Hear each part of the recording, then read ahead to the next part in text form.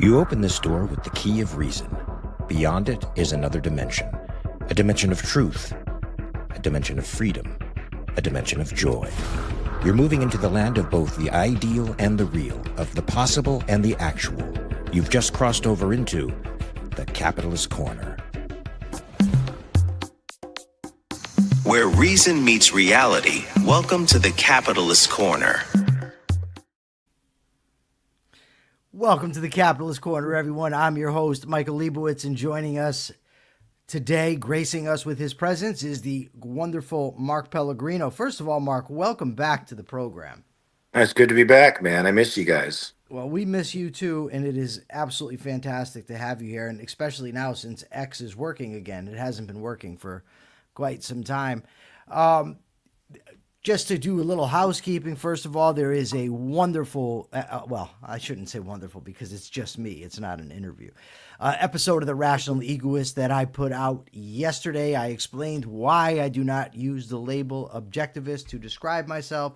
I highly recommend it. It's amazing to me that I do some of the most high caliber interviews, and I'm actually being honest there. I do very high caliber interviews with intellectual, smart people on a variety of topics that don't get the views of me going on solo, saying why I'm not an objectivist, and the views just piled in right off the bat. Take that, for what it's worth. But I think it's a good episode, good discussion. I'm willing to field your questions. Saturday, we will be doing an abbreviated episode of Self-Made Soul, abbreviated because I will be in the car driving to New York to pick up Andy Bernstein. We're going to go have lunch. Also, remember, share, like, subscribe, do all that stuff. Mark, you got anything to add to that before we dive into the topics of the day? No, I'll be on my phone today and tomorrow for the Self-Made Soul. So I think Lou can take over for you after you leave. And we'll continue the discussion after you leave, but just be mindful of the fact that I'm on a telephone at the moment. You were on a telephone at the moment. So did I send you enough stuff this morning? You sent me quite enough. Yes. Well, I woke up at 3:00 and I couldn't get back to bed. And it occurred to me that I'm very crunched often to do all the research that I need to do for the show. So I said, well, why don't I see if there's anything out there right now before most of the stories break that we could use. Okay, so first we've got two super chats. One from Jenna Kleem saying, it's for your taxes. Thank you, Jenna. I really do need to pay these goddamn taxes. Thanks, and Jen. Robert also, thank you, Robert, for the $5. He says, ask your average Joe what capitalism is. His answer will also provide the answer and explanation for the second question for the title of the show. Why isn't it more popular? Well, that's actually what we're going to dive into today, Robert. But what got me thinking about this, there was an article from Vance Ginn, who we've interviewed here on this show, and it's called Capitalism's Coalition is Cracking. And it has to do just 54%, according to new Gallup, view capitalism favorably, while 39% view socialism favorably, which is way too high for my liking. But, the problem is like we discussed yesterday, people often don't mean the same thing by socialism. And we don't really know what people mean by capitalism either. We do know, however, that the Republicans who once at least spoke the language of capitalism, they want pro-free markets, tax cuts. They're really no longer doing that, which has left, in my view, a void, which means there's an opportunity. Yes. Right? Now, let me just say, in reviewing the history of the term capitalism this morning, its origins, what was used before it, how it's been used since, there has never been a consensus about what this word means. Never. It simply has not existed. So while with some terms, I would argue, look, the meaning cemented, that's it. There's no reason changing it. With this one, I think there's a chance to rescue it, to define it, and to use it to persuade people. So with that, Mark, what do you think about what I just said before we dive into, of course, the history and all that? What's your thinking on this mountain of material that I sent you this morning? Yeah, I agreed with much of it, that capitalism has been left largely undefined by people, so they've been able to substitute their own, well, feelings for actual definitions. I think largely the population defines capitalism as the government servicing the interests of the moneyed class, of the people who have resources. And so they put us in a false dichotomy of seeing government as as doing one of two things, either servicing the rich or servicing the poor. And when it comes to our dominant social ethics, of course, they would rather service the poor and use the force of government to service the poor. And that's what gives them, I think, the quality, the people who are anti-capitalist, of being quote unquote moral, and the people who are pro-capitalist as being immoral or amoral at very best. So you're right. I think it's time for us as capitalists to step in and take over, I think, the assumptions that people have right now with respect to what capitalism is, and redefine it. You know, the philosophers that basically put capitalism on the map were philosophers and social commentarians were basically criticizing capitalism. And so we got a lot of what they considered to be the dark side of capitalism without really understanding the ethics and morality that undergirds the capitalist structure. So I don't know if Rand was the first, but she was certainly one of the first, from my experiences, to define capitalism in moral terms, clear moral terms. And I think that's what we can use going forward to start changing the argument. So I've very frequently read and heard that the term capitalism was coined by Karl Marx. Turns out this is false. And not only is it false, but Marx very, very rarely even employed the term capitalism. He referred to the capitalist mode of production, but not capitalism. So I wanted to know, how far does the term go back? Now, there is some evidence that it was used by social commentators in French, but the oldest that I could find where it was used in English was from William Thackeray, and he coined it. He used it in 1854 in a book of his, but that's disputed, but that's still the oldest that I could find, and it seems like it's probably legit. So I wanted to know, well, how was capitalism originally used? What was it meant? So the oldest English definitions of capitalism, they come from the mid-19th century. From the Oxford English Dictionary, the condition of possessing capital, the position of a capitalist, not helpful at all. Webster's late 19th century, the state of having capital, of employing capital in business, also not very helpful. By the mid-20th century, we get an economic system characterized by private ownership of capital and production for profit. And, the bottom line is the earliest meaning was use of capital in business, and after 1900, a full economic system based on ownership. And like you said, Mark, the early people who used the term were critics of the idea of free markets. So what I wanted to know also was what did they call this system that we're advocating prior to the advent of the word capitalism? And it was market economy. There was a few others, free labor exchange or something. Mm-hmm. The best that I saw was from Adam Smith, the system of natural liberty. That was, for me, the best, but even that doesn't quite capture what it is that we're talking about. Yeah, I agree. So now it's time for us, as me as an objectivist, you as an outsider from the objectivist movement, but who's objectivist adjacent, to start redefining these terms for people so that they understand that capitalism is it's an economic system that has political underpinnings and also moral underpinnings. I think it's very important for us to understand. Well, and I like what you just said. So there's let me see. That's not necessary to go through, but I wanted to know because when you use it, and I've often used it this way as well, I've used it as sort of more than just an economic system, right? That Yeah. it's social, political, economic.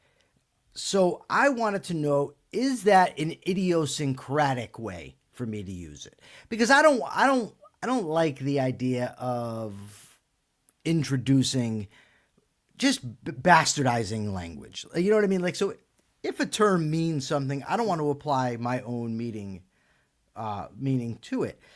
But so I asked, I don't know which AI I asked, but I asked one of them, has it been used to define more than an economic system? And the answer was clear. Yes, capitalism has often been defined as a full political, social, economic system, not merely an economic arrangement. How broadly the term is used depends on the thinker and intellectual tradition. And it turns out that Karl Marx used it more broad than just an economic system. Max Weber used it as more than just an economic system.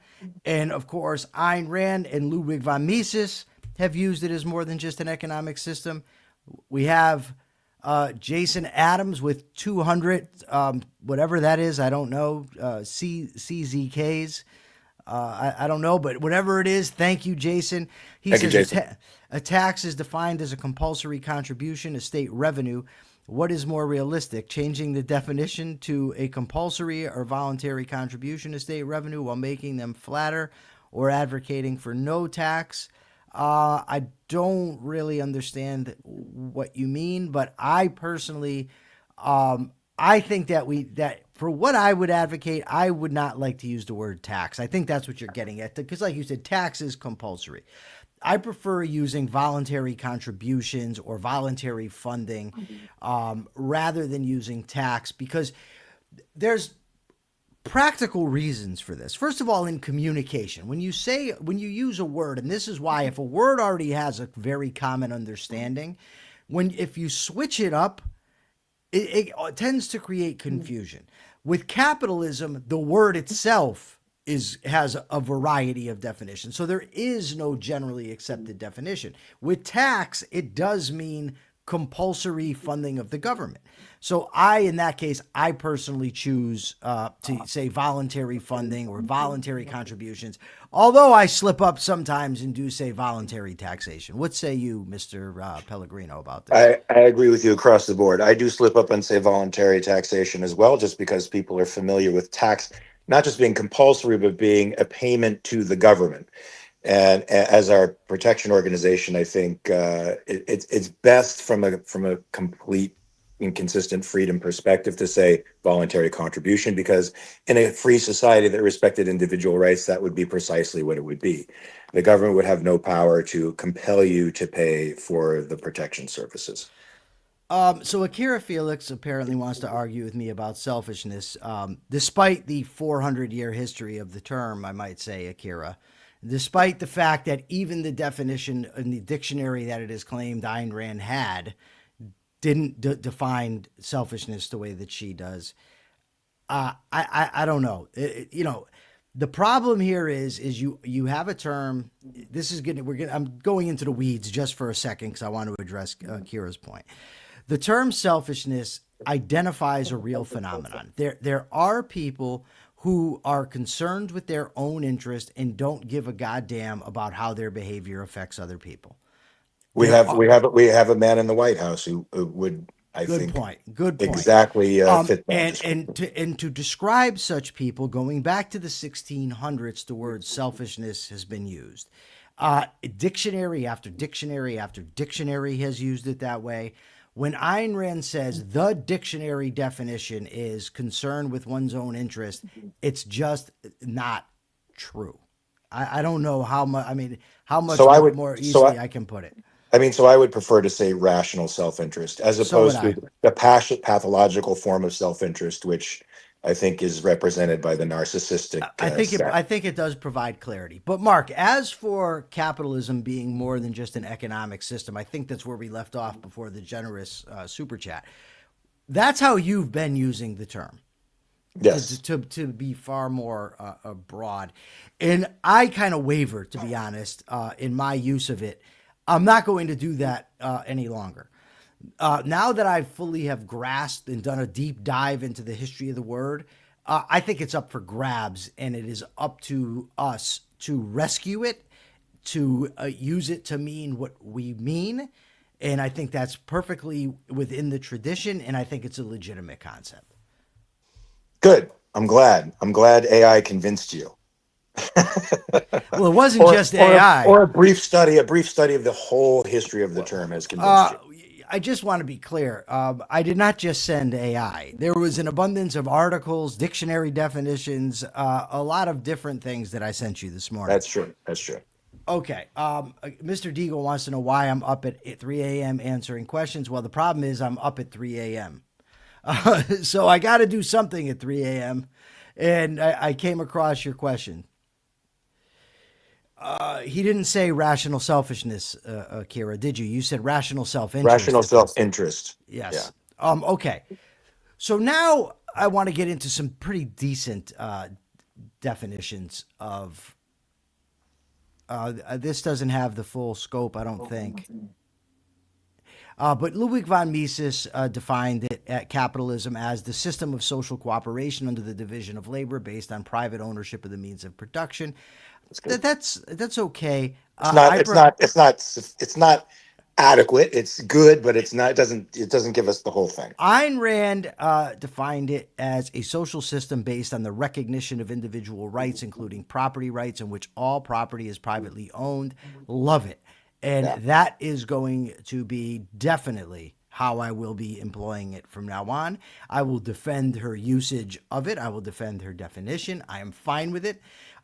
As far, like I've said over and over, I believe this is up for grabs. What say you? I think that's an amazing definition because it anchors capitalism in its ethical foundation and its ethical justification. Individual rights, which is the primary moral principle that justifies proper government. That's exactly what we're behind. That's the primary social moral principle that should govern society. So I don't think you can have capitalism without that fundamental respect for individual rights and rule of law. Respect for property rights. That is what capitalism is. Without it, you can have their versions of free trade or associations that people think are voluntary, but in the end, it's not capitalism without that. Kaya Prigmore, thank you very, very much for the $4.99 super sticker. I just have to say, Kaya actually submitted her freaking jiu-jitsu teacher for I think the first time. Good job, Kaya. Way to kick ass. And Kathy with $9.99, thank you so much. Kathy wants to know, it just says she hopes your shoulder heals so you can give lots of great hugs. Well, even when my shoulder wasn't good at Pensacola, I gave amazing hugs. So that's still going to happen. I did. So they told me. This isn't just me. This is people who received the hug telling me it was the best hug they ever had. Akira Felix, I do not know what she said to Donahue. You may be right. If you could send me a link, I'd love to check that out. So I can hear the objections. Now, in objectivism, a floating concept is a concept that's not attached to reality, meaning there's no concrete particulars that give rise to this concept. So people will say, well, look, the system that you're talking about has never existed. To that, I would say, first of all, it's true. Broadly speaking, we've never had this pure system that we're talking about. However, we do have enough knowledge of human nature. We understand what human beings are. We have a full system of ethics that describes how human beings ought to behave, including in interaction with each other, including what self-defense is. We thus have the basis upon which organizations, communities, political systems should be built. We also have, while maybe not system-wide capitalism, there certainly is an abundance of examples of individuals cooperatively and freely trading with one another. And we have approximations. We have mixed economies. But to identify them as mixed, we first have to identify what they are in their pure form. Otherwise, you would not be able to say mixed economies. So I think we can defend capitalism as we're talking about it as a legitimate concept. Yeah, not only that, we have the context of the history of economic systems, including ours, which demonstrates that the closer we get to that kind of pure freedom that we like as capitalists, the more prosperous we become. The further away we get from it, and the more we embrace centralized planned economies, the further away from prosperity we come. Demonstrating that when we get closer in alignment with the moral principles of individual rights and respect for property, and we make those sacrosanct, as in inviolable, those moral principles have a practical application in life, and they make us successful. That demonstrates Ayn Rand's concept that the moral and the practical are the same. Laboratory experiments of North Korea and South Korea, East and West Germany. We've seen the Soviet Union collapse. We're watching communist China right now start to deteriorate under the thumb of the CCP, and we saw them thrive from 1979 onward, after their supposed industrialization and cultural revolution, that when they tossed away Maoism and actually embraced the market, they became prosperous. We see in the world today 2 billion people becoming richer as a result of freer markets. So, Michael, we have the comparative. We have the comparisons now in life. Those are empirical. There's no denying them. So we can use those as reference points, and we can also now explain those empirical discoveries with the moral principles that are underneath them. So now, to get to this unpopularity of capitalism today. First of all, I think that when most people are talking about capitalism, they're talking about what normally would be referred to as crony capitalism, that sort of thing. So that's one part of it. The other part of it is that the Republicans have in large part abandoned it.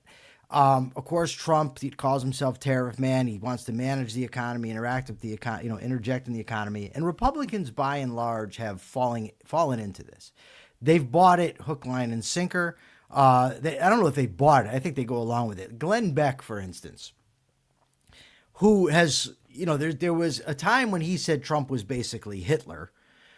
But I think that's when he thought at the time I thought he was principled. Now I'm thinking he just thought that's where the money was headed.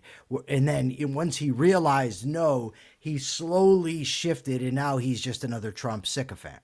And so now he's officially come out and said he agrees with Trump now that tariffs are good and free trade is bad.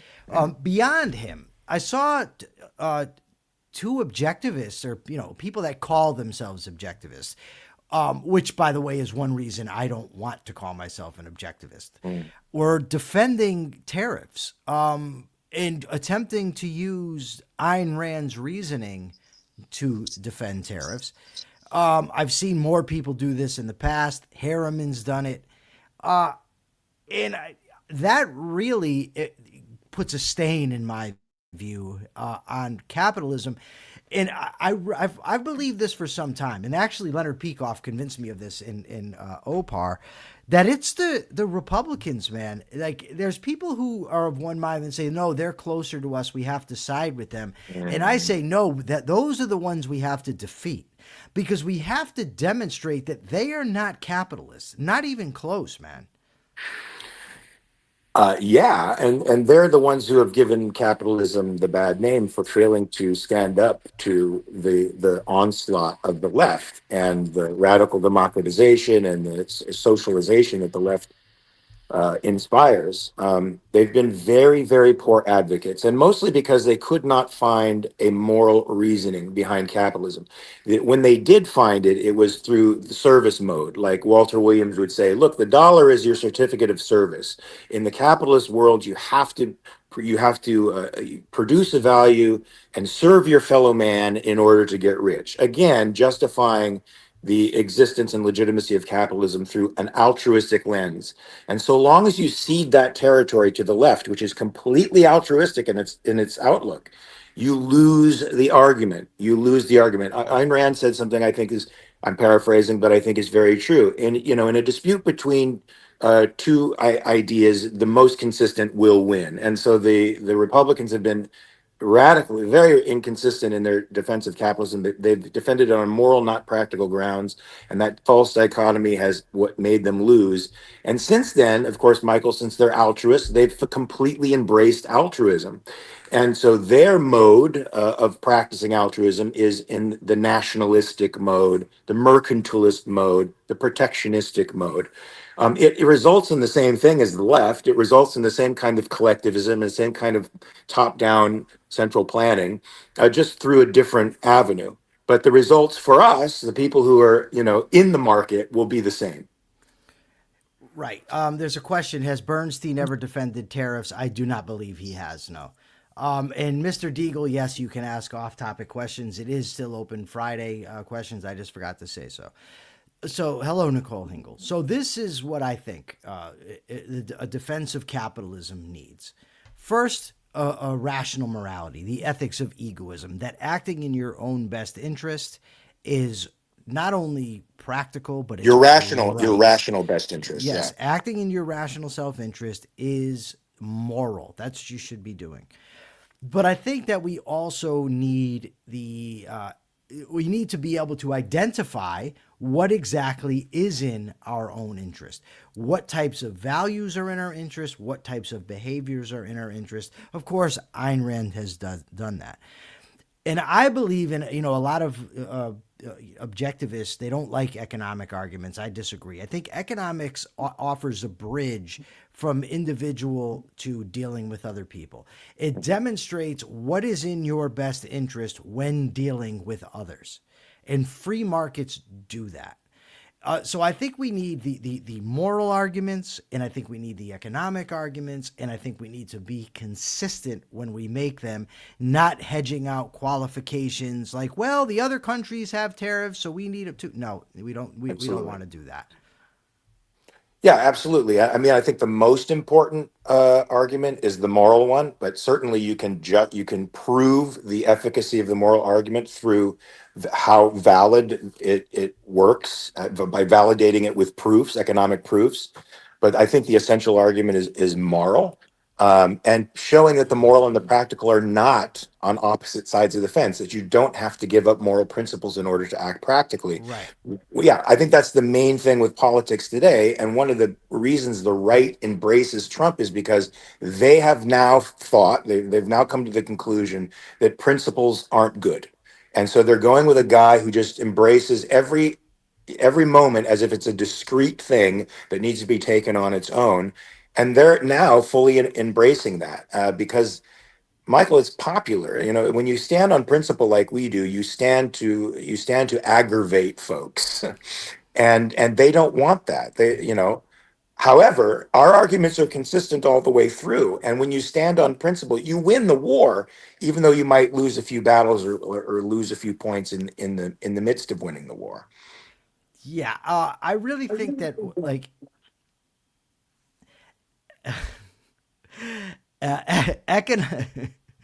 I'm laughing at Persephone, the faces she's making below. Economics ultimately demonstrates what is in our interest as a social system. It demonstrates that it's in my interest to live in a free market capitalist society.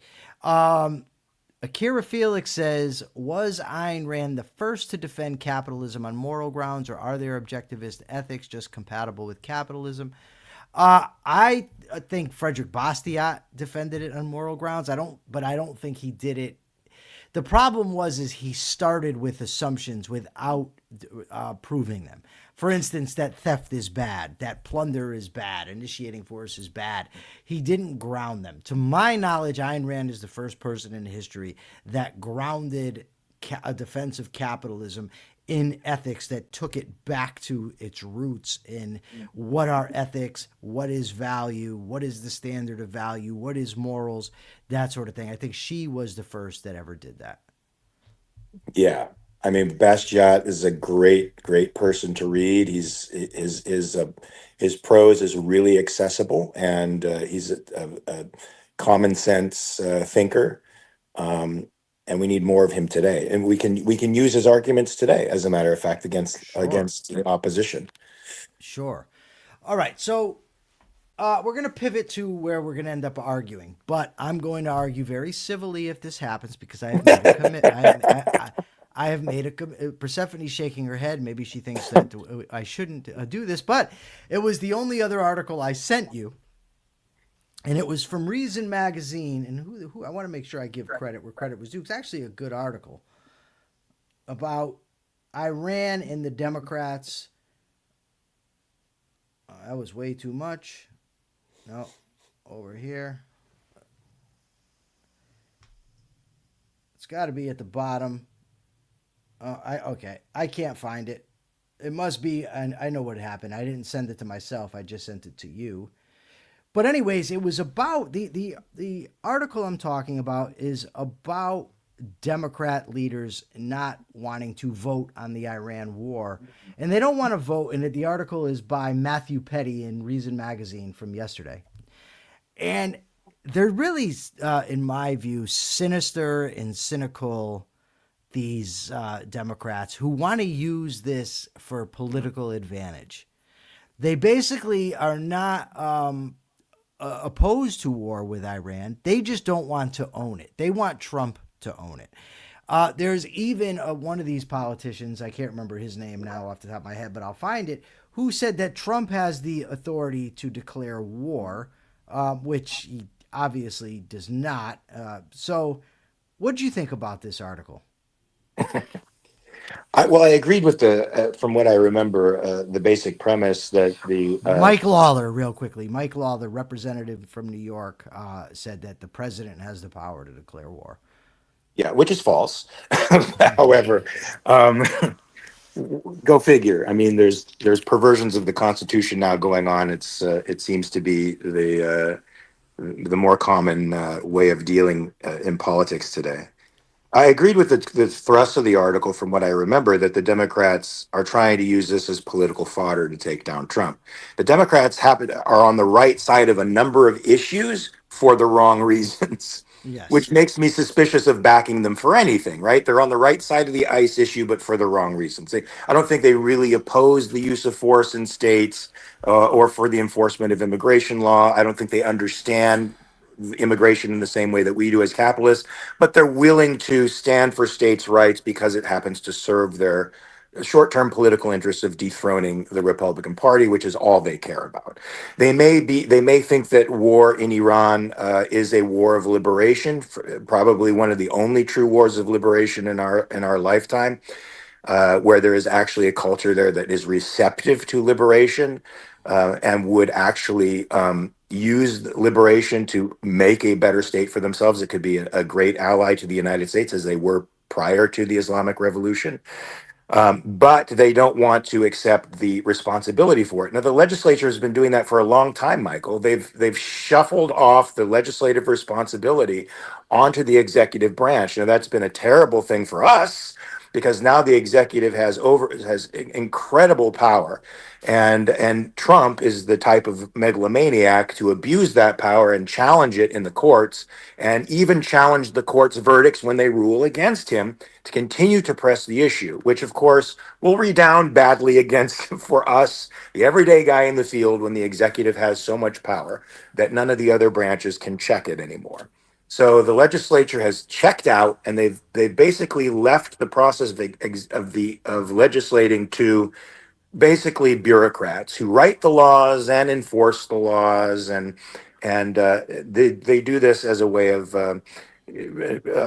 not taking responsibility for the way things go. So I agree with that premise. Of course, I have thoughts about a potential war with Iran that you will probably differ with, and this is where we'll have our disagreement. I think that it is definitely a thing that we should do.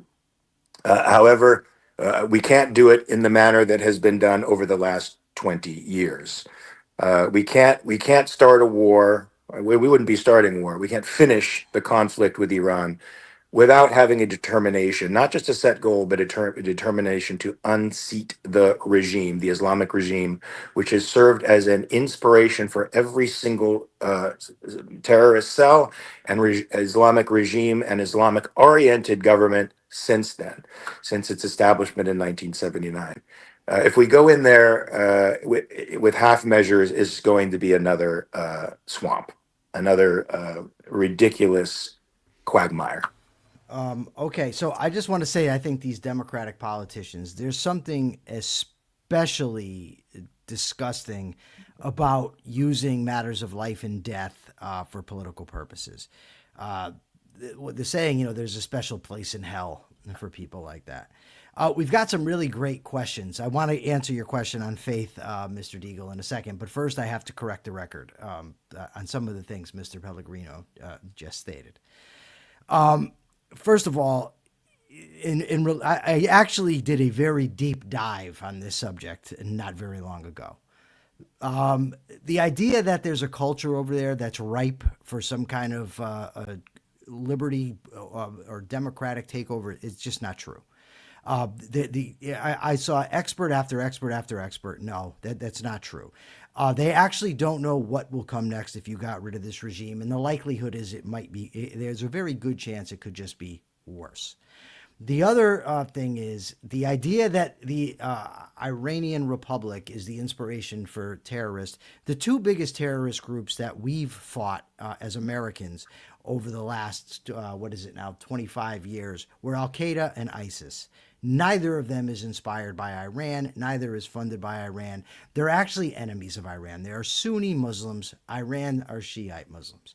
So that's not accurate. The other thing is when it comes to, it is of course true that since 79, the Iranians, they took hostages in 79. They bombed the barracks in Beirut. They fund Hamas. They fund Hezbollah.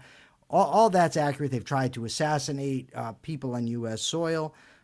All that is absolutely reprehensible and could possibly serve as a justification for war. I'm not saying it doesn't. I kind of forgot what I was going to say. Well, let me address your issues when you're done. I remember. So now we have a situation where Donald Trump is claiming, after saying that we demolished their nuclear arsenal, Donald Trump is making a few claims to try to get us into war here. One is that they're pursuing their nuclear weapons. And another one is that they have these missiles that can actually reach U.S. soil and that they want to, they're going to attack us. We have to deal with this. He's, said we have to deal with this. Why would I ever believe anything that comes out of Donald Trump's mouth? George W. Bush, who I believe was a far more honorable man than Donald Trump, said there were weapons of mass destruction in Iraq, and he got it wrong. And that's when grown-ups were in charge, not when you had a bunch of sycophants who just wanted to please their leader like we have now. So I don't trust what intelligence analysts are saying right now. I don't trust what Trump is saying, and I sure as hell don't trust Trump to execute this war. Okay, so with respect to the experts, they've been wrong pretty much every time they've made predictions. They were wrong about Iraq. They've been wrong about the war in Iraq. They were wrong about Iran. With respect to whether or not the population would gravitate towards a more Republican or freer society, I think the millions of people that have been out in the street and facing guns unarmed is a demonstration of the fact that at the very least the society is deeply, deeply divided. Of course, the people with the guns are the Islamicists.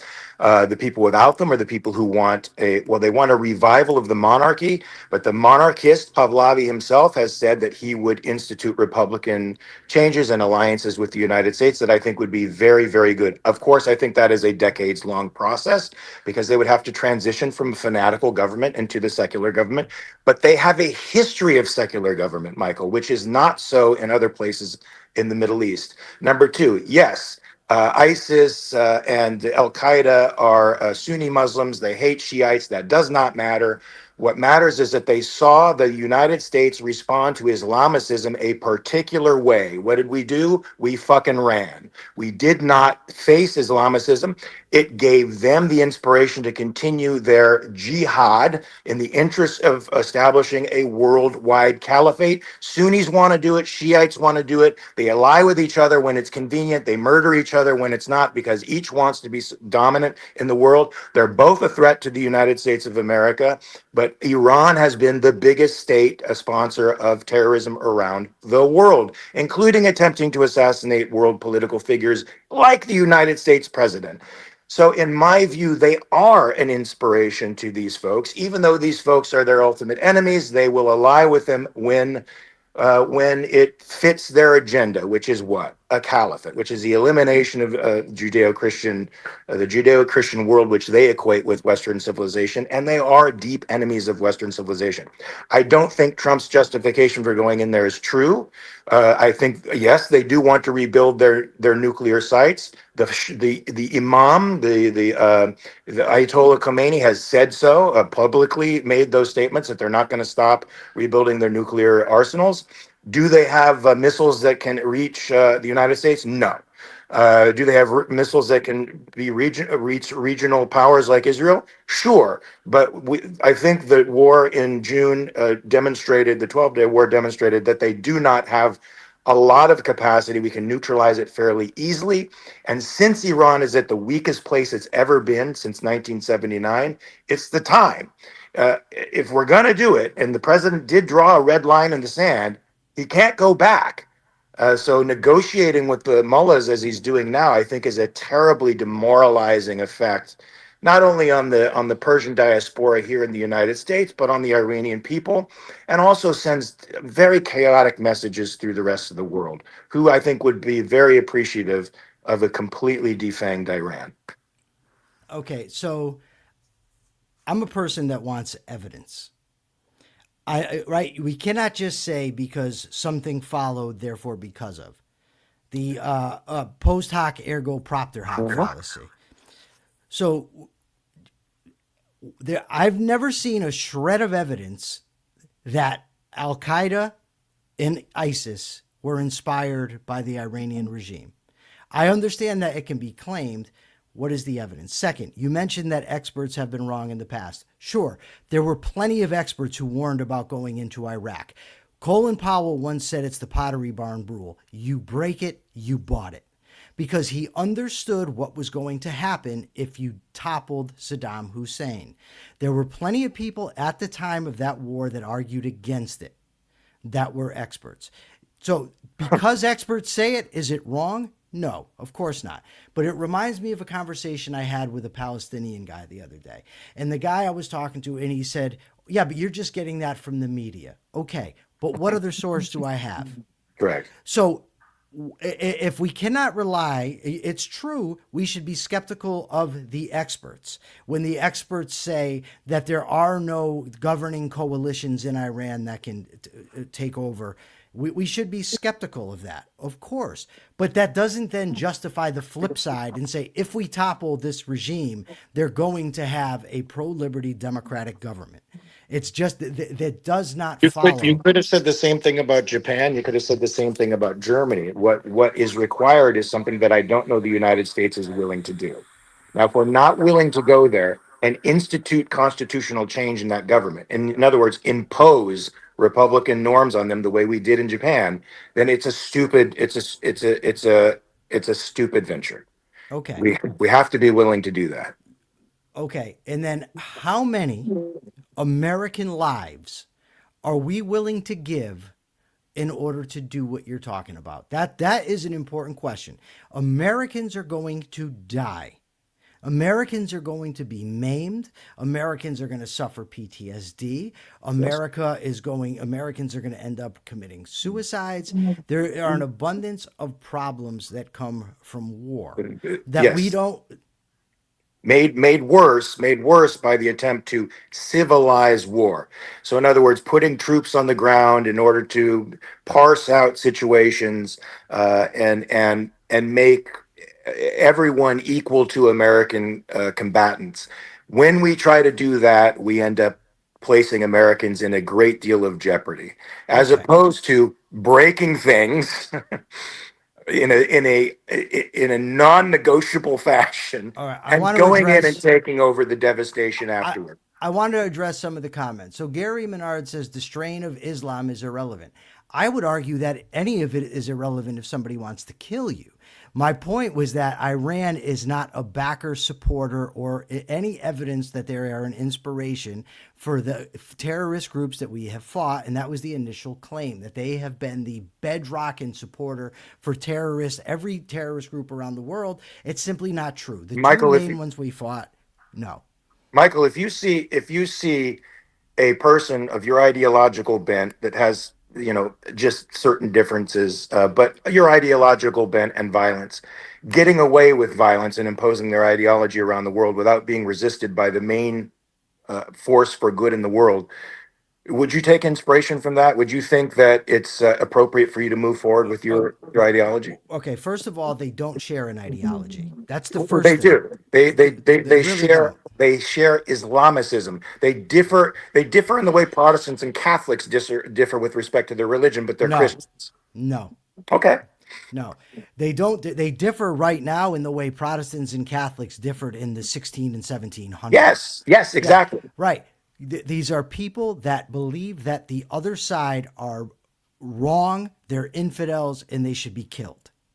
So to Yes. say that they're people that share the same ideology, they share a common root in the Quran and in Yes. the designation of Islam. They do not share the same ideology. As to who will be the successor, yes, they have differences with respect to that.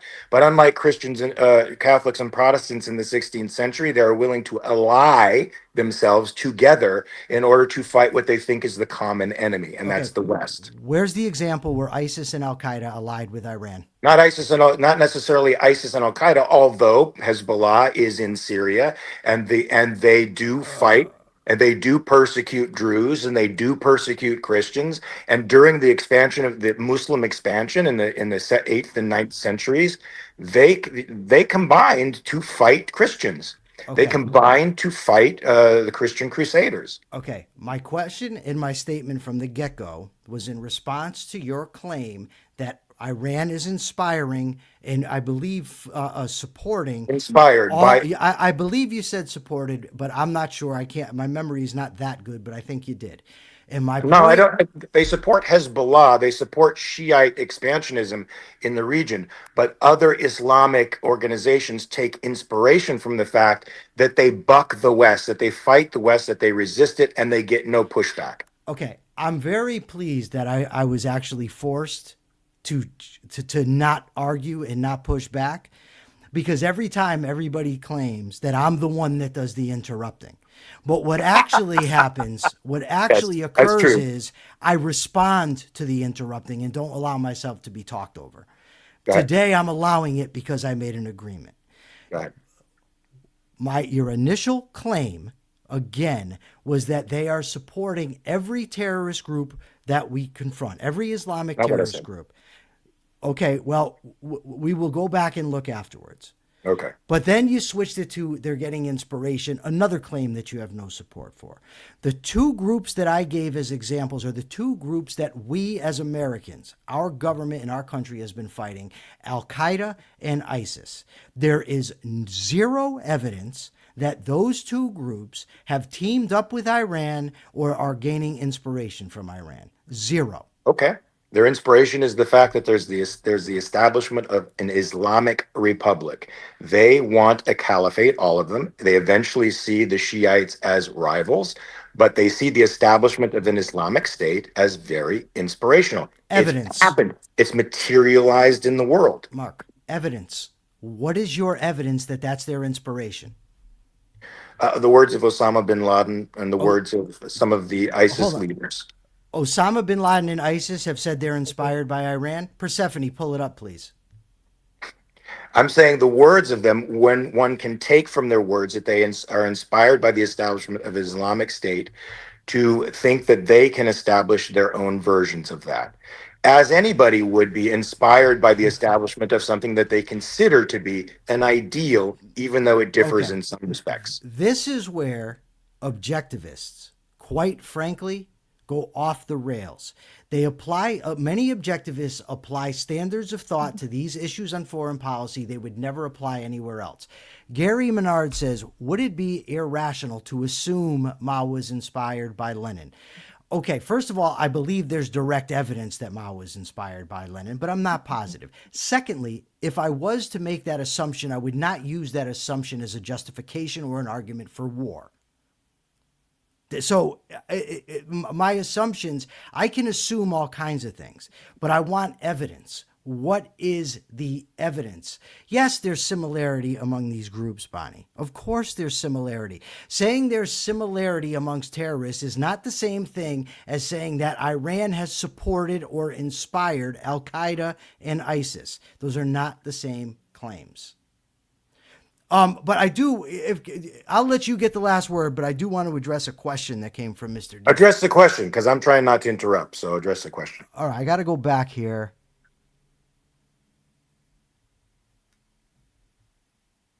All right.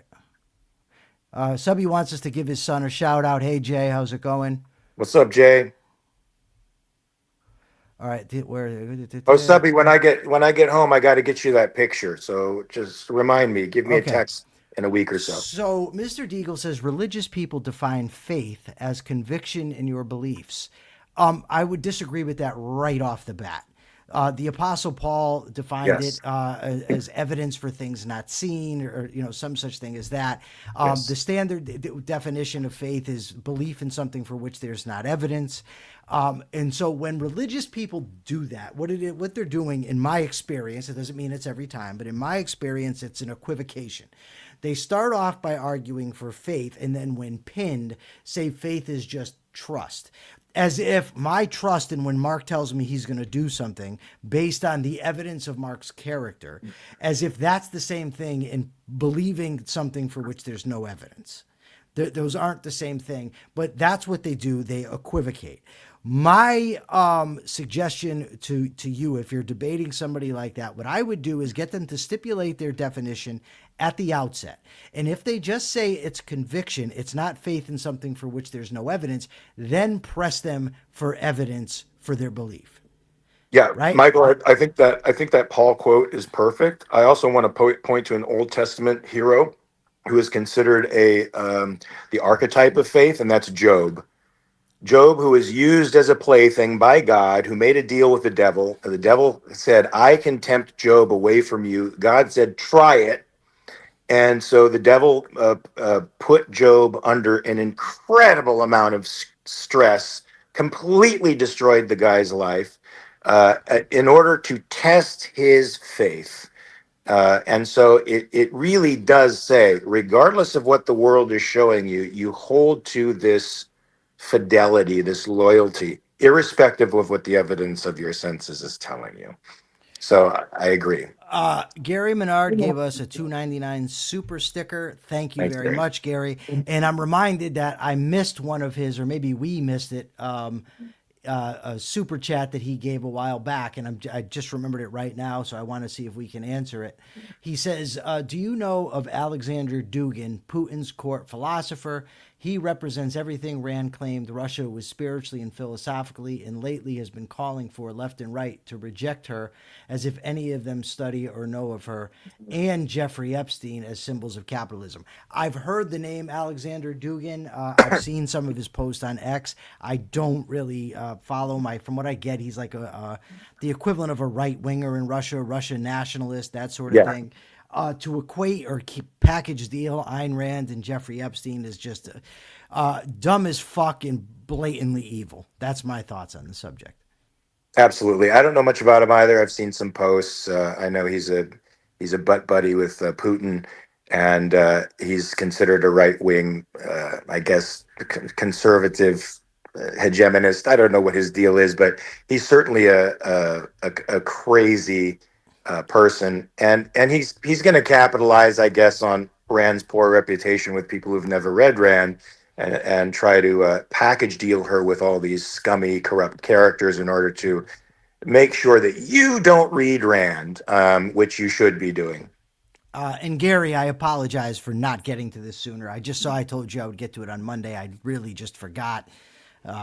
I pile my head with information on a daily basis. I'm sorry. I'm sorry that we missed it on that day. Am I missing any other right now, Persephone? Any super chats or super stickers that you're aware of? I don't want to miss. It's just sometimes they go by very, very quickly and I don't see them. Let me give it a quick check. Mark, tell everybody a story. Talk to them about your finishing up filming or something. Well, folks, I finished principal photography on Vought Rising the day before yesterday. We had a great day. We shot about 6 pages, which is a lot to do in a day. It took about 12 hours to do. And now we're doing reshoots starting Monday to Thursday, I think. And then after that, it's done. And hopefully you guys will like the product. It's going to be on Amazon Prime. Prepare for a ride, man. It's going to be an intense ride. Awesome. And my friend Danny Suska gave us $1.99 super chat. He says it's to use at Mendy's. For those who don't get the restaurant, for those who don't get the reference, Mendy's, of course, is the restaurant on Seinfeld where Kenny Banya wants Jerry to take him for his meal. So, what was Persephone? I'm going to address the question that we asked yesterday at the end of the show. So Jim Valiant came up with the idea, Mark, to address the answers to the questions from the day before. Okay, good. The ones that they go to YouTube. Yeah. By the way, we're up to 742 subscribers. Nice. Yeah, we've jumped there quite a bit of the last couple weeks, to be perfectly honest with you. I think that the question had to do with what do you do to motivate yourself? Was that it, Persephone? So Ironheart says John Galt's speech is very motivating. I agree with that for sure. Jenna Kleem says Mercury Gatorade. Stay mindful and be kind.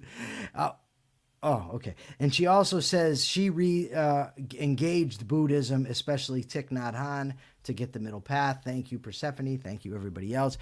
When I first looked up just now, I thought you had one of those old school hats on. Oh yeah, it looks like that, doesn't it? No. Yeah, you know what I've been watching lately? The Twilight Zone, and it's getting good. Like the first few episodes I saw, I thought were poor acting, poor stories, but they've gotten some really, really good episodes of late. You got a favorite? I don't know if I have a favorite. I think so. So there was this one episode where this guy dies in a shootout with the cops. Mm-hmm. And this other guy, he doesn't know he's dead. He thinks he's still alive. So this other guy comes to him and he says, hey, mister, whatever, I'm Plip, and I'm here to I think it was Plip or Pip. It's Pip. Pip. Yeah. And I'm here to provide It's Mr. French, too. It's Mr. French from The Family Affair. Yeah, and he says he's going to provide him with everything he needs. Whatever you need is mine. So at first he's very skeptical, and he's calling him, hey, fatso, do this, and he's got the gun pointed on him. He even shoots him. Of course, nothing happens. And he finally realizes what it is that he's dead. And he's asking for women. He's got casinos. He's got everything that he ever wanted. There's no challenges. And he starts to ask, he says, well, can I have, if I rob a bank, will there be resistance? Will there be a surprise? And the guy says, yeah, if you want there to be a surprise. And he wins every time. And he's getting very bored with life because everything is just granted to him. So then he says to the guy, okay, you know what? I don't like this place. I don't like heaven. I want to go to the other place. And the guy laughs. The other place? Yeah. This is the other place. Yeah. And I thought it was just great because one of the great things in life, despite the fact that many complain about it, is the fact that there's struggle and challenge. So that was an awesome episode. And that should take us right to your capitalist thought of the day. Yeah, Michael, I just want to springboard off of that. I was watching a horror movie the other day called The Astronaut. Not very good. But the girl had spent quite a bit of time in space, and she comes back down to Earth, and she has to take a lot of time to recuperate. Living in an atmosphere where there is no resistance is incredibly harsh on the body. And living in a world where there's nothing pushing back on you, where there's no obstacles to overcome, is very bad for your soul. You need those obstacles because they can define who you are. They enable you to discover values, and they make you sharper and smarter about pursuing a life that will enable you to thrive. So don't Don't shrink at the obstacles. Look at them as challenges because they will make you better. I have a shoulder injury right now. I'm looking at it as a challenge to make myself a better practitioner of jujitsu, to make myself healthier in the body and healthier in the mind. Capitalism, by the way, enables me to do that. It leaves us all free to choose. But since there are no guaranteed outcomes, you're going to face challenges, but your mind is free to exercise its fullest capacity in order to overcome those challenges. And in that, folks, is your dignity and your self-esteem. That's why I think capitalism is the best system in the world. It promotes your mind. It promotes your thriving. It promotes your self-esteem when you overcome the obstacles that are put in front of you. It's the system that I think best fits with our psyche. Anyway, that's what I say for capitalism. And well said. And the question for YouTube is a simple yes or no question. Please, everybody, go and answer. Are you surprised that I made it through today with the Be Nice challenge? Yes. That's the question. Are you surprised that I made it? And let me just say, if you are surprised that I made it, you really don't know me. Yeah, I want to say I'm not surprised, Mike. You're a man of your word, and if you determine to do something, as I try to do, you do it. All right, everybody. Mark, you could take us out, even though you're All on right, the phone. folks. We're going to see you next week. I'm not going to see you next week, but Mike will see you next week. Same bat time, same bat channel, 9 a.m. Pacific, 12 p.m. Eastern. He's probably going to have a cool guest on here, maybe Persephone. I don't know, but it's going to be good. It's going to be stimulating. I'll be working, but I'll be thinking about you guys. I'll be tweeting for you guys, and I wish you the best. Until then, my friends, remember to check your premises. Peace.